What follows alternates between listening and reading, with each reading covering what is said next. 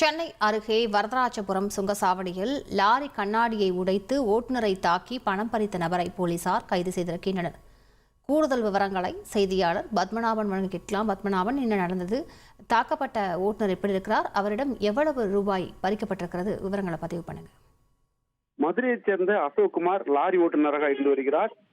இவர் கடந்த 9ஆம் தேதி ஆந்திர மாநிலம் நெல்லூரில் இருந்து அரசின் நியாய விலைக் கடைகளுக்கு விநியோகம் செய்யக்கூடிய பாமாலை எடுத்து வந்துள்ளார். அப்போது மீஞ்சூர் வண்டலூர் புறவழி சாலையில் பூந்தமல்லி அருகே வந்தபோது முன்னால் சென்ற கார் ஒன்று வேண்டுமென்றே வழிமறித்து இடையூறு செய்ததாக கூறப்படுகிறது. இருப்பினும் சுதாரித்துக் கொண்ட லாரியை ஓட்டுநர் அசோக்குமார் வரதராஜபுரம் சுங்கசாவடி அருகே லாரியை நிறுத்திய போது அந்த காரில் வந்த இருவர் அசோக்குமாரை தாக்கியும் லாரியின் கண்ணாடியை உடைத்தும் அசோக்குமாரிடம் இருந்த 10,000 ரூபாயை பறித்தும் சென்றுள்ளனர். இது குறித்து அசோக்குமார் சோமங்கலம் காவல் நிலையத்தில் புகார் அளித்ததன் பேரில் போலீசார் அங்குள்ள சிசிடிவி காட்சிகளை ஆய்வு செய்து அசோக்குமாரை கொடுத்த கம்ப்ளைண்டை வாங்கிக் கொண்டு வேல்முருகனை கைது செய்து சிறையில் அடைத்துள்ளனர்.